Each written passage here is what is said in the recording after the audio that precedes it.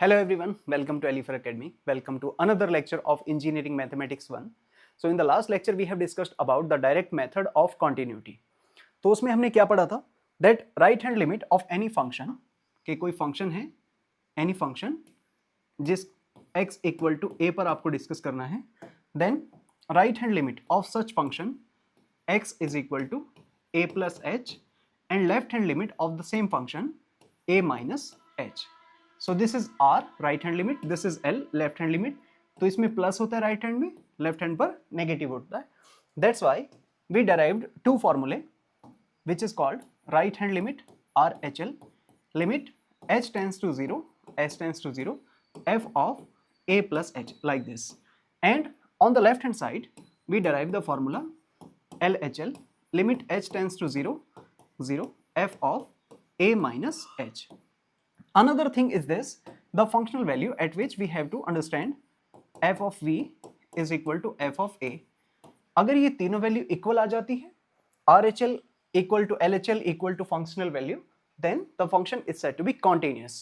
But today we are going to discuss the important topic which is called topic number 3, differentiability of the function. अब differentiability को पढ़ने से पहले ये एक छोटा सा फॉर्मूला आप देखिएगा. f डैश x का ये फॉर्मूला आपने 12th क्लास में जरूर देखा होगा. f dash x first principle of differentiation, first principle of differentiation, उसमें ये फॉर्मूला आपने जरूर पढ़ा होगा. क्या था ये? ध्यान से देखो. Limit h tends to 0, limit h tends to 0, f of x plus h. x is the general point. अमूमन हम x को a लेते हैं तो a प्लस h हो जाएगा, but generally first principle of derivative ये फॉर्मूला हम लिखते थे वहां पर 11th-12th क्लास में, f of x plus h minus F x upon h, f of x plus h minus F x upon h. तो ये f डैश का ये formula first principle of differentiation का ही फॉर्मूला है. तो देखो क्या लिखा है इसकी डिफरेंशिएबिलिटी के डेफिनेशन में, मैं आपके लिए पढ़ देता हूं. Let f be a real valued function defined in the neighborhood of a point a, x equal to a, then f is said to be differentiable at a if f dash a, ये x की value a है, अगर आप use करेंगे तो यहां पर x a ही है और a ही x है, ऐसे समझिए. x is equal to a and a is equal to x. So the function is said to be differentiable at x equal to a or generally in x if this value f dash x limit h tends to 0, f of x plus h minus f x upon h exist. अगर ये exist कर जाए तो function को हम कहेंगे कि differentiable होगा. exist का मतलब होता है कि फाइनाइट हो और यूनिक हो. द फंक्शन की ये जो वैल्यू है ना, the function f dash x, this limit will be finite and unique, and then in this scenario this is called that f dash x exist, f dash x exist. अब इसी के basis पर इसका direct method है. Direct method में हम क्या करते हैं, स्पेशली x को a से जब रिप्लेस करेंगे तो x को पर्टिकुलर a से रिप्लेस करेंगे तो ये बनेगा a plus h minus F a upon H. तो ये डायरेक्ट फॉर्मूले ये हैं इसके. देखो ध्यान से देखो इसको. Direct method to find the differentiability of any function like this. Let f be a real valued function, let f be a real valued function defined in the neighborhood of a point a, then RHD, right hand derivative, RHD मतलब right hand derivative, RHD means right hand derivative like this. Limit h tends to 0, देख रहे हो आप यहां पर, limit h tends to 0 and x is replaced by a, f a plus h minus f a upon h. देखो RHL LHL में सिर्फ इतना था, f of a plus h, LHL में a minus h, but derivative में differentiation में ये कैसे लिखा गया है, f of a plus h minus F a upon h. या बेसिकली ये फर्स्ट प्रिंसिपल का फॉर्मूला जो है इसमें x को a से रिप्लेस कर दिया गया है. Means just replace x by a, then you will get the formula for RHD, right hand derivative, limit h tends to 0, f of a plus h minus F a upon h. ठीक है, बात समझ में आई. अब अगर आपने h को minus h से रिप्लेस कर दिया, h को माइनस h से सब जगह, यहां पर भी और यहां पर भी, तो ये फॉर्मूला बन जाता है लेफ्ट हैंड लिमिट का, LHD का।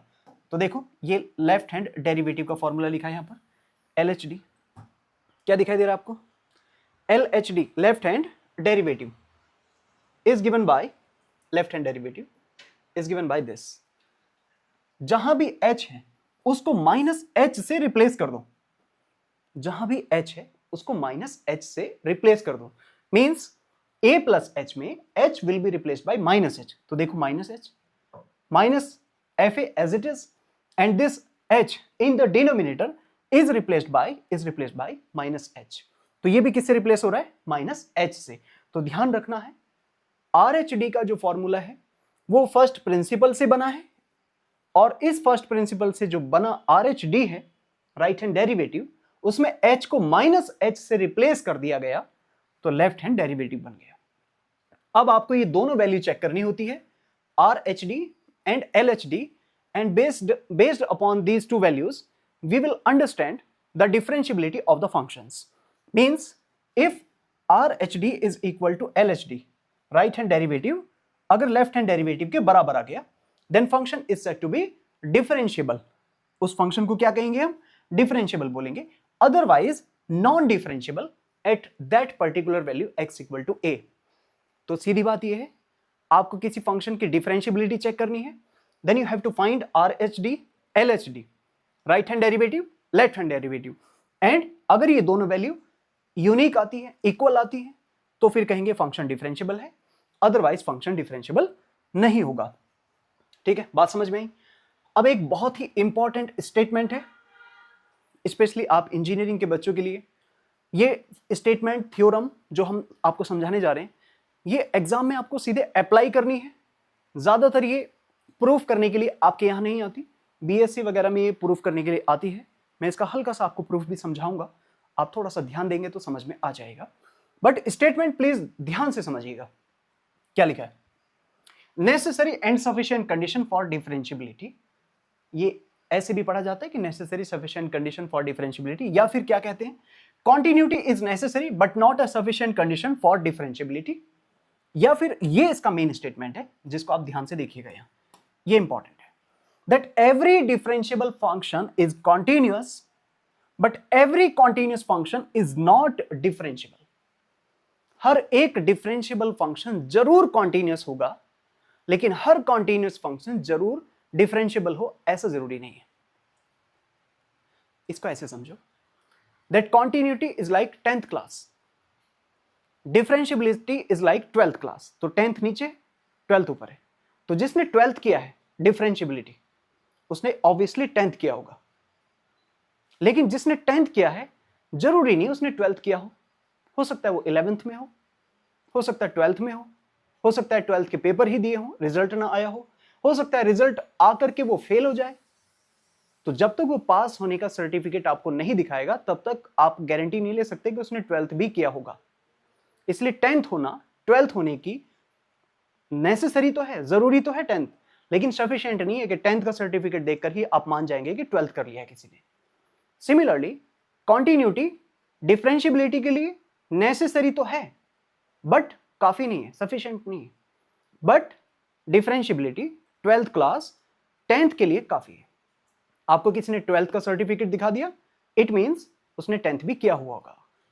सिमिलरली अगर कोई फंक्शन डिफरेंशियबल है तो कॉन्टिन्यूअस भी हो जाएगा। ठीक है, ये बात समझ में आ गई। तो ये आपको सीधा सीधा स्टेटमेंट यूज करना है आपके क्वेश्चंस में, लेकिन मैं इसका आपको थोड़ा सा प्रूफ दिखा देता हूं, ध्यान से देखना इसको एक बार बस। देखो, आपको टाइम बचाने के लिए मैंने लिख दिया है ताकि आप थोड़ा जल्दी से समझ पाए इसको। क्या लिखा है, let fx be a continuous, fx be a function defined on interval i on which या in which x equal to a is that particular point on which we have to understand the continuity and differentiability। हमें fx का continuity और differentiability discuss करना है x equal to a पर। तो ध्यान से देखिए एक एक स्टेप। पहली लाइन में हमने लिखा fx equal to fx, इसमें कोई दिक्कत नहीं होनी चाहिए। फिर लिखा हमने दोनों तरफ fa माइनस कर दिया, fx minus fa, fx minus fa। ठीक है, बात समझ में आ गई। फिर हमने दोनों साइड मॉड लगा दिया, तो इतनी बात में अभी कोई प्रॉब्लम नहीं आनी चाहिए।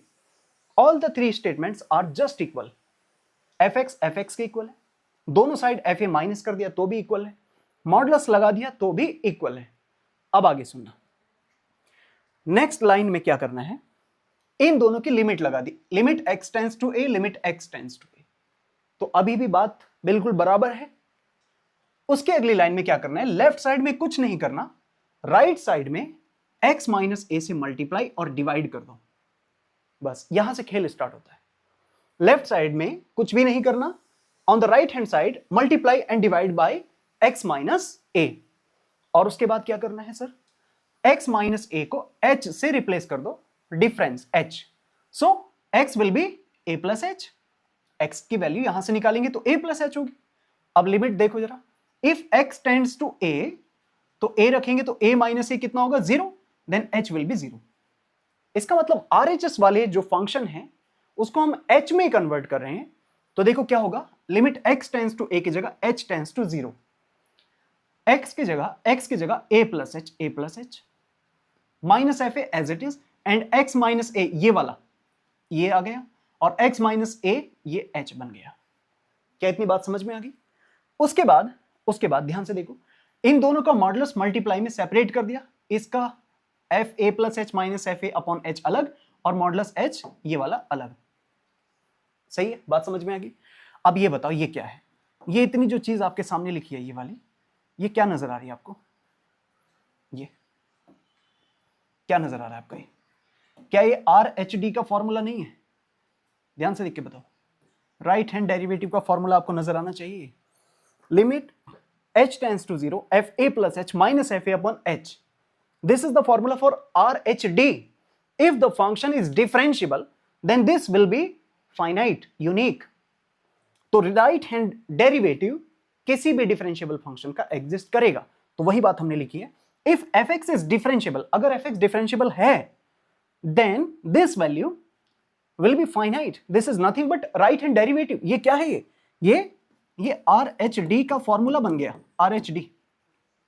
तो डिफरेंशिएबल फंक्शन की R H D L H D exist करती हैं, it means it will be finite, right.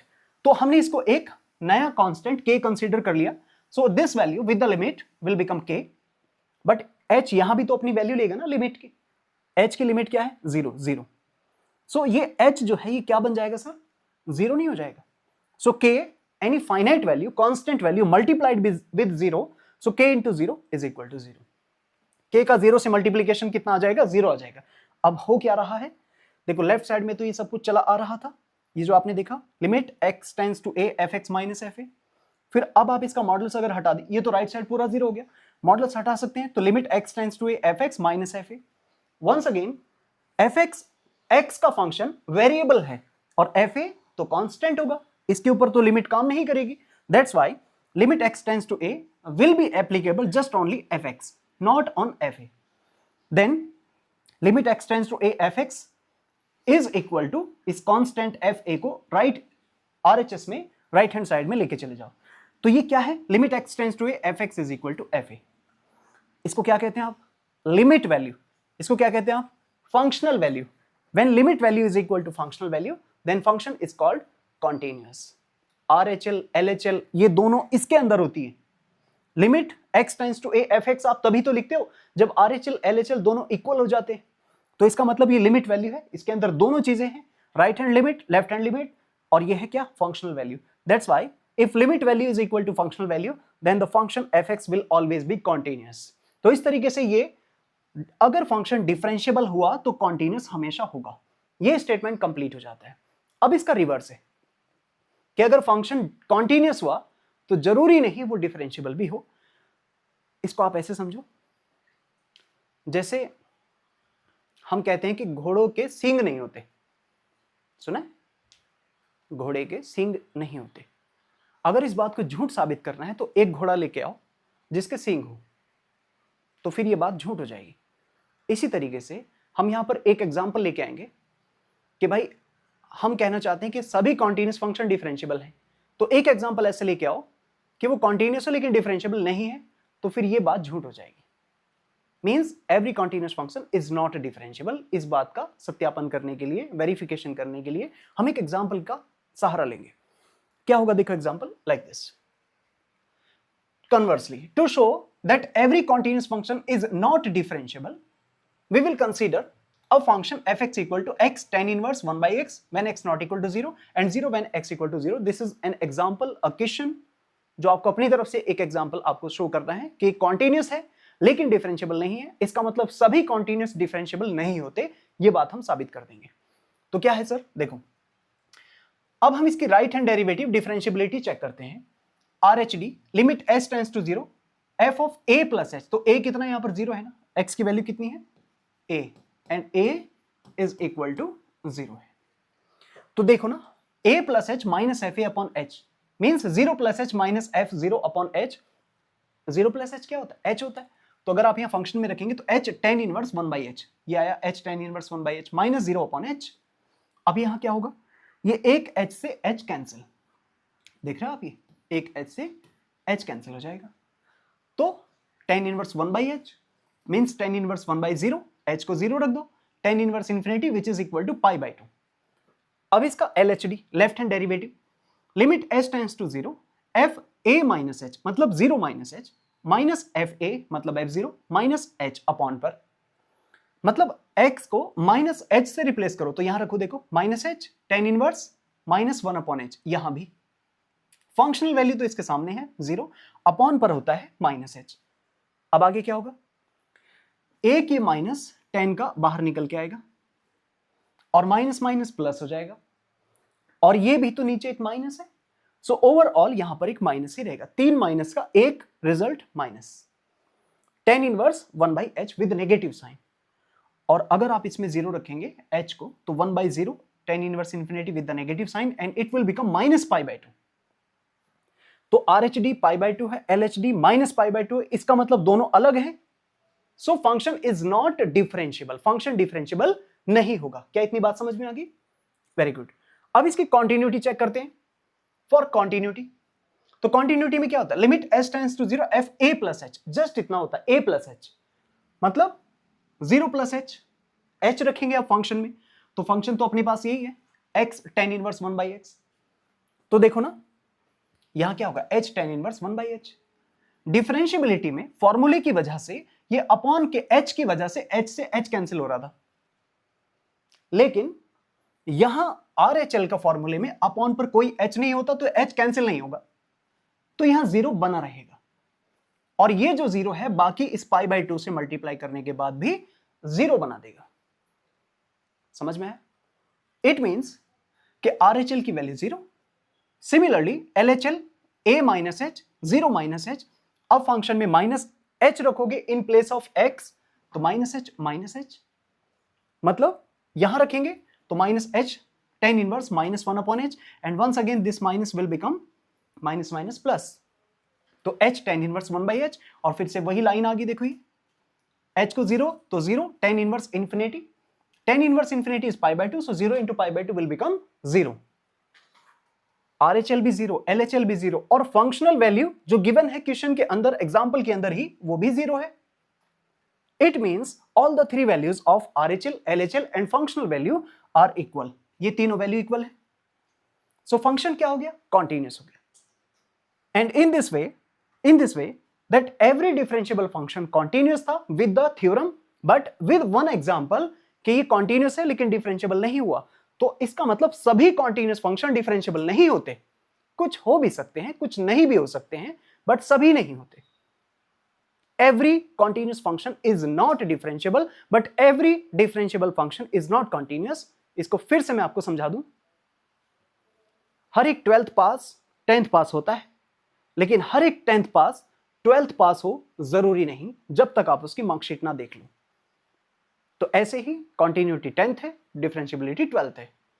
तो अब मोटा मोटी एक बात दिमाग में रखो, दैट अगर कभी आपको कॉन्टिन्यूटी और डिफरेंशिएबिलिटी दोनों चेक करने के लिए फंक्शन में आ गई तो पहले आप क्या करेंगे, पहले आप डिफरेंशिएबिलिटी चेक करना. अगर फंक्शन डिफरेंशिएबल होगा तो वो कॉन्टिन्यूअस भी होगा. क्या कहा, अगर कोई 12th पास होगा तो 10th भी पास होगा, डिफरेंशिएबल होगा तो कॉन्टिन्यूअस भी जरूर होगा. समझ में आ गया? यानी आपको डिफरेंशिएबिलिटी पास होने के बाद कॉन्टिन्यूटी पास करनी है या नहीं करनी ये चेक करने की जरूरत नहीं. That is sufficient to check the differentiability. If it is okay, then the function will be continuous as well. तो कुछ एग्जांपल्स मैं आपको दिखा देता हूं ताकि जो आपको आसान हो जाए।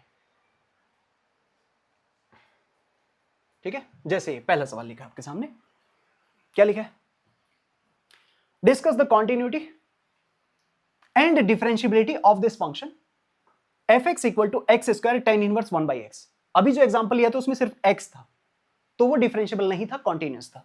But in this case this is x square when x not equal to 0 and 0 when x equal to 0, it means this is the functional value। ये क्या है? functional value which is called f of 0 is equal to 0। ये 0 है। Okay, अब इसके बाद आप क्या करेंगे? सीधा डिफरेंशियबिलिटी चेक करेंगे, क्योंकि आपको इसमें दोनों चीजें चेक करनी है। अगर ये फंक्शन डिफरेंशियबल भी हो जाएगा तो कॉन्टिन्यूअस हम सीधे बोल देंगे डायरेक्टली। देखो कैसे। RHD का formula first of all for differentiability limit h tends to 0 f a plus h minus f a upon h। ऐसे तो होता है, ये तो है इसका फॉर्मूला। तो a मतलब 0 plus h minus f 0 upon h।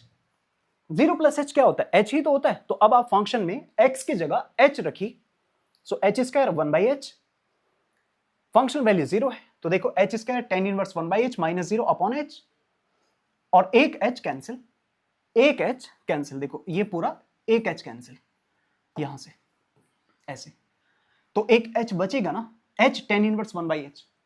और अब आप इसमें 0 रखें तो 0 into tan inverse infinity means 0 into π/2, it will become 0। On the other hand, if you find LHD, left hand derivative, limit h tends to 0, f a minus, मतलब 0 minus h, minus f0 upon minus h, this is the function formula। मतलब minus h रखना है तो minus h का square tan inverse minus 1/h, functional value 0 upon minus h। ऐसे फिर से देखो, माइनस, इस माइनस का स्क्वायर तो प्लस हो जाएगा, एक माइनस यहां से बाहर आएगा, एक नीचे है, तो ओवरऑल कितना हो जाएगा? प्लस नहीं हो जाएगा। ये तो माइनस का स्क्वायर प्लस हुआ, 10 का माइनस बाहर आएगा, एक ये माइनस है, तो वो माइनस माइनस क्या हो जाएगा? Plus. So final output will become positive, h tan inverse 1/h। तो ये लाइन फिर से वापस आ गई। And in this scenario, if you put h equal to 0 once again, so 0 into tan inverse infinity, 0 into π/2 will become 0। क्या कहा हमने? RHD, LHD दोनों इक्वल हैं, so function will be differentiable। Function कैसा हो जाएगा? डिफरेंशियबल होगा। तो ये लिखा है RHD equal to LHD, so fx is differentiable at x equal to 0, and hence directly you will say that fx is continuous also, because every differentiable function is continuous। Every differentiable function is always continuous। ये बात बस just आपको लिख देनी है और continuity check नहीं करनी है। तो बात समझ में आ गई? इस तरीके से क्वेश्चन आपको एग्जाम में देखने को मिल सकता है। एक और सवाल देखो और क्लियर होगा कॉन्सेप्ट। ये देखो, discuss the continuity and differentiability of this function x square e to the power 1/x minus e to the power minus 1/x whole upon e to the power 1/x plus e to the power minus 1/x when x not equal to 0 and 0 when x equal to 0। अब इसमें भी पहले हम differentiability check करेंगे। तो देखो, for differentiability RHD का formula limit h tends to 0 f a plus h, 0 plus h minus f a f0 upon h। तो x की जगह h रखना है, तो जहां भी यहां पर x नजर आ रहा है तो h स्क्वायर 1/h यहां नीचे भी, so it will become like this, limit h tends to 0 h square, देख रहे हो x की जगह h, e to the power 1/h, e to the power minus 1/h upon e to the power 1/h plus e to the power minus 1/h minus functional value which is f0 equal to 0। अब देख सकते हैं यहां पर ये functional value ही तो है इसके सामने, fv functional value f of 0 which is given as 0, directly you can see here। तो f0 की वैल्यू यहां पर हम 0 यूज करेंगे। अब एक बात हम कॉन्टिन्यूटी में पहले ही डिस्कस कर चुके हैं, that e to the power minus infinity 0 होता है, e की पावर इंफिनिटी होता है, तो आपको इंफिनिटी होने से बचाना है क्वेश्चन को। 0 फाइनाइट वैल्यू है, तो फाइनाइट आंसर लेके आना, इनफाइनाइट नहीं, अनडिफाइंड नहीं। सही है? अगर आपने डायरेक्टली h को 0 रख दिया यहां, तो ध्यान से देखना, ये e to the power infinity होगा तो अनडिफाइंड हो जाएगा पूरा। तो हम क्या करेंगे, e to the power 1/h दोनों जगह से कॉमन लेंगे ऊपर, और ये एक h से एक h कैंसिल कर देना, ये वाला एक h कैंसिल, देख पा रहे होंगे आप, ये एक h कैंसिल हो गया।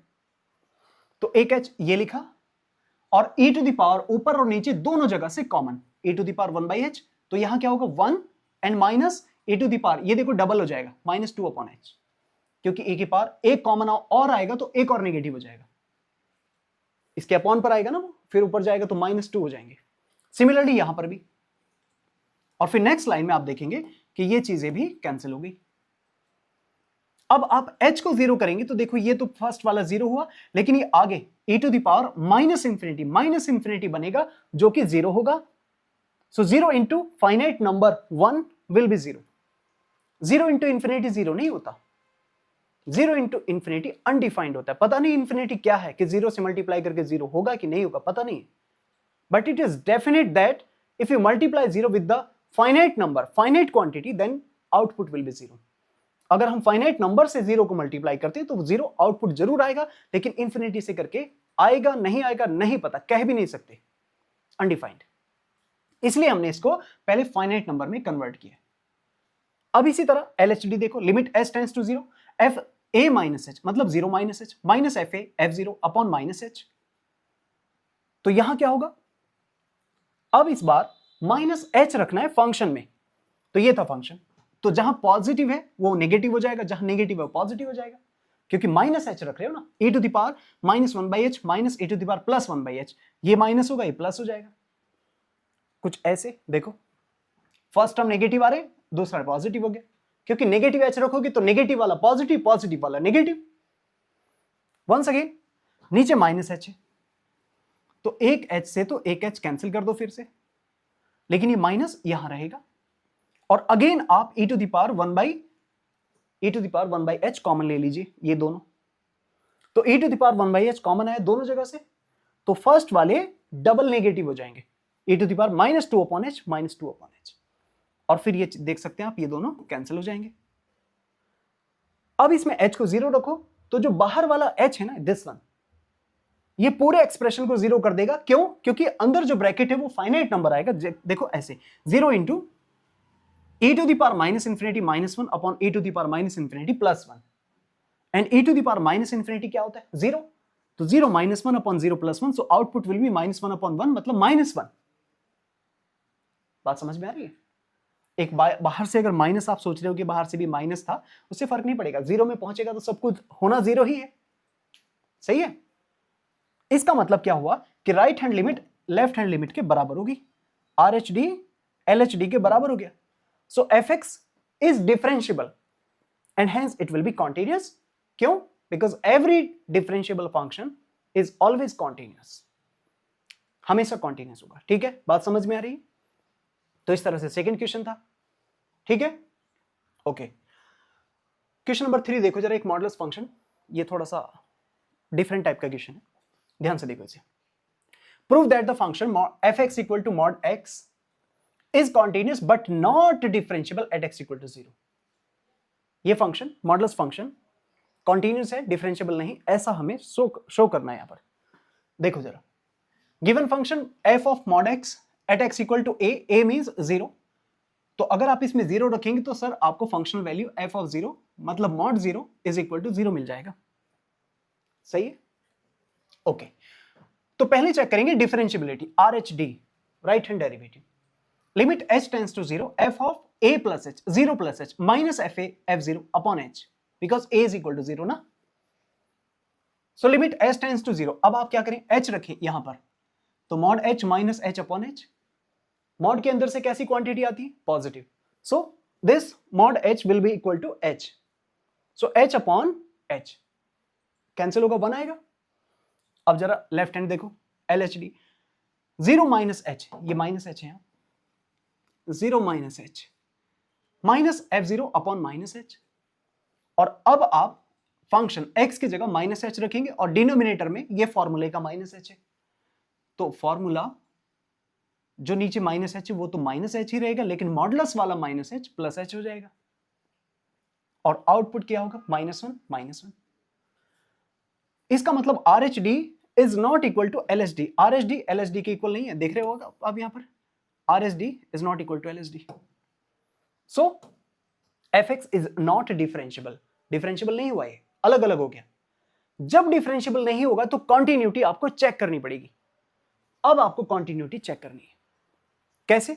वही RHL, LHL, फंक्शनल वैल्यू। देखो कितना सिंपल है। RHL equal to limit h tends to 0 f of a plus h, 0 plus h मतलब सीधा h रखो यहाँ तो h आएगा, मॉड से बाहर भी h आएगा और h को 0 करेंगे तो 0 हो जाएगा। Left hand derivative, left hand limit LHL h tends to 0 a minus h, तो माइनस h रखेंगे सर यहाँ पर आप, मॉडुलस में माइनस h बाहर आएगा मॉड से तो फिर से h and output will be 0। Functional value बिल्कुल साफ साफ नजर आ रही है आपको, ऊपर से देख लो 0 है तो FE F0 is equal to 0 and in this way you can see here RHL is equal to LHL equal to functional value, all the three values are same, that's why function is continuous। तो क्या कहा, fx is continuous at x equal to 0, so modulus function जो है हमेशा याद रखिएगा continuous होता है, डिफरेंशिएबल नहीं होता। उसका रीजन क्या है मैंने आपको रोल्स थ्योरम में आगे थोड़ा सा और पढ़ाऊंगा, लेकिन कॉन्टिन्यूटी या डिफरेंशिएबिलिटी के स्टार्टिंग में थोड़ा सा एक पॉइंट बताया था कि डिफरेंशिएबिलिटी मतलब dy by dx, dy by dx होता है स्लोप, स्लोप मतलब टेंजेंट, टेंजेंट होता है इक्वेशन ऑफ टेंजेंट के लिए, तो वहां पर टेंजेंट नहीं खींच पाएंगे आप।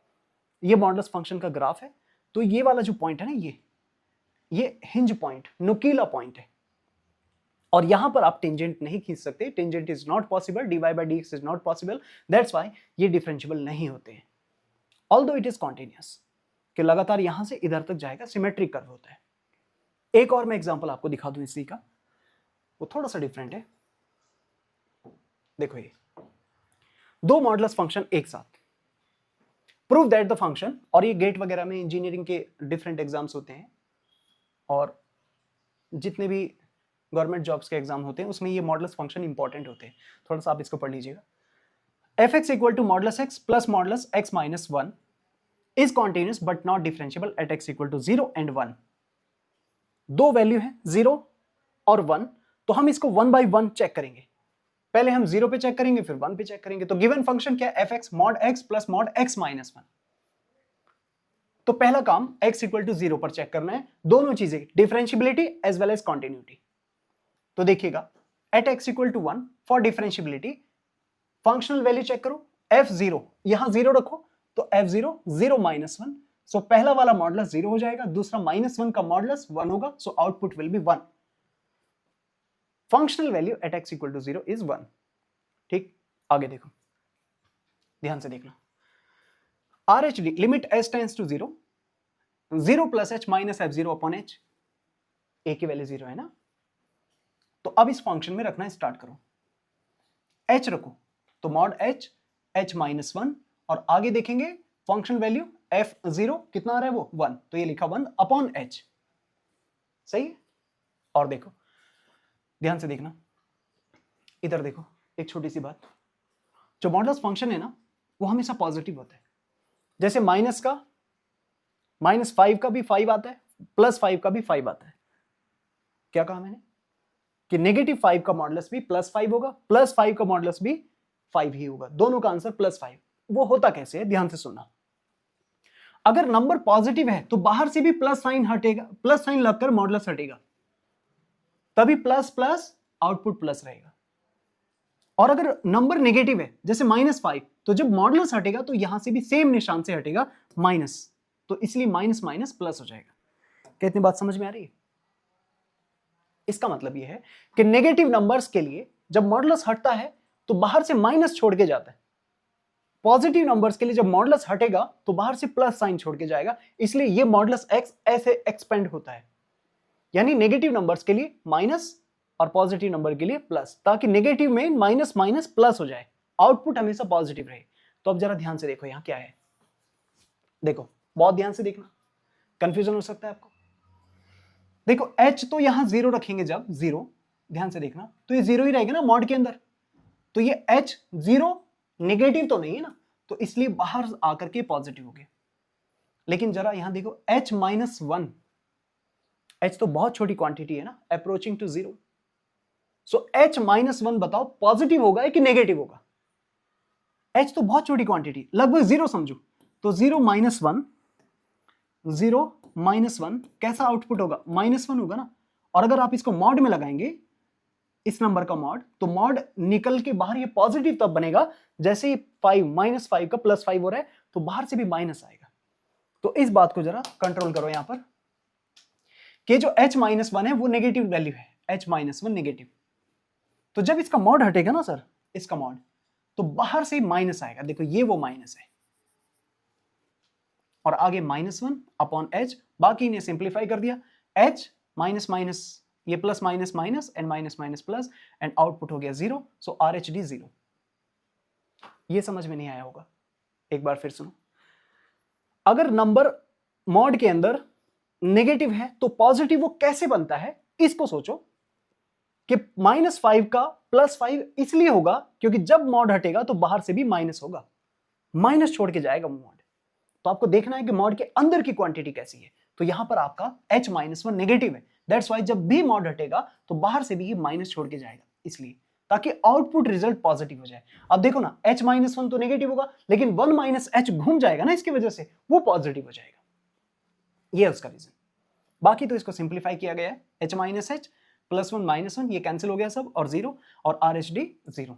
अब आगे देखो ध्यान से, LHD limit h tends to 0, 0 - h -f0 upon -h। ये -h रखना है इस बार, तो रखो इसमें, यहां x की जगह -h, यहां पर भी x की जगह -h, -1 अपनी जगह, एंड फंक्शनल वैल्यू वो 1, ये आ गई -f0 1 अपॉन पर -h। अब फिर से सोचो ध्यान से, इन दोनों से मैं माइनस कॉमन ले लूं तो क्या आएगा, माइनस में एंड ब्रैकेट h+1। तो ये क्वांटिटी कैसी है, अब तो साफ साफ नजर आ रहा होगा आपको, नेगेटिव बाहर से लगा है। तो जब मॉड हटेगा, जैसे -5 का 5 हुआ है, तो मॉड हटा तो बाहर से माइनस होगा ताकि माइनस माइनस प्लस हो जाए। सिमिलरली ये h+1 नेगेटिव है, और जब मॉड हटेगा तो एक और माइनस छोड़ के जाएगा ताकि minus minus plus positive result आ जाए। तो देखो क्या हुआ, ये -h का बाहर से माइनस लगा होगा इसलिए प्लस हो गया, डायरेक्टली समझ में आ रहा है। और यहां देखो ये h+1 एक और माइनस लगा होगा तो माइनस माइनस प्लस इसलिए प्लस हो गया।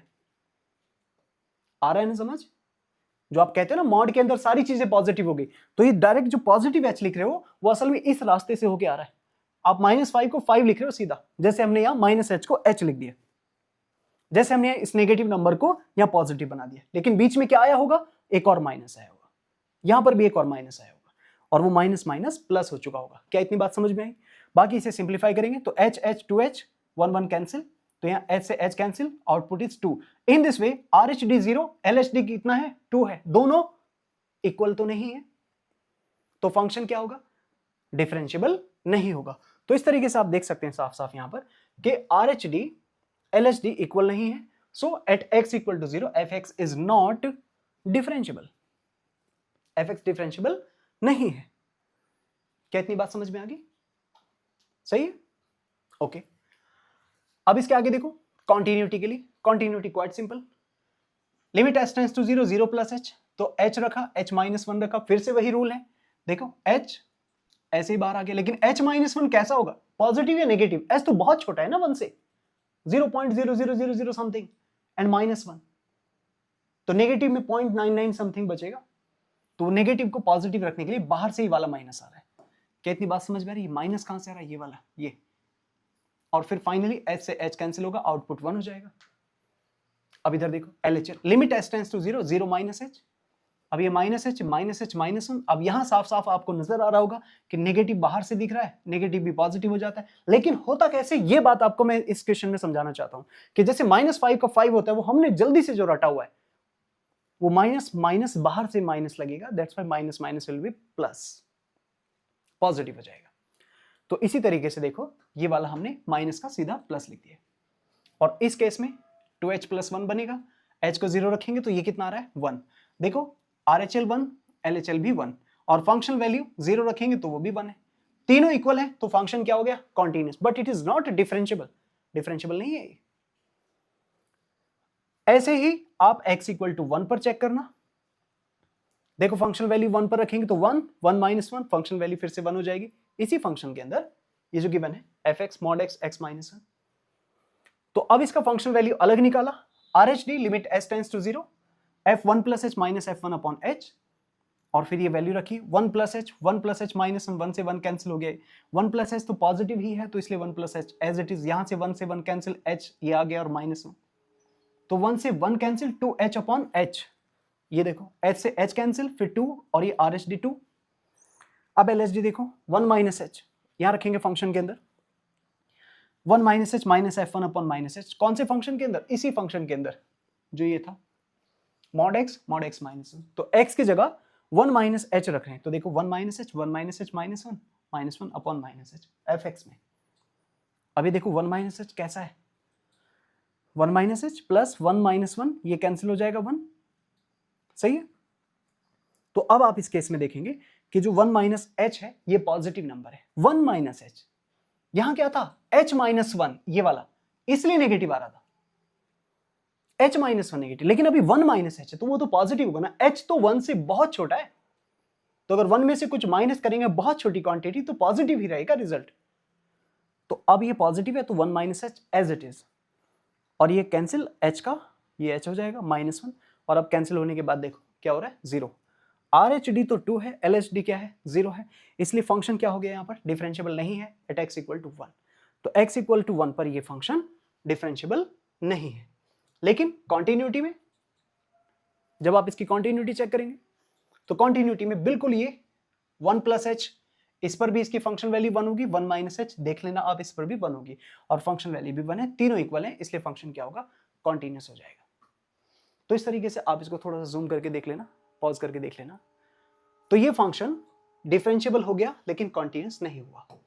एक क्वेश्चन नंबर 5 ये आपको करना है एज अ होमवर्क, आप इसको करके देखिएगा, discuss the differentiability and continuity at x equal to 0।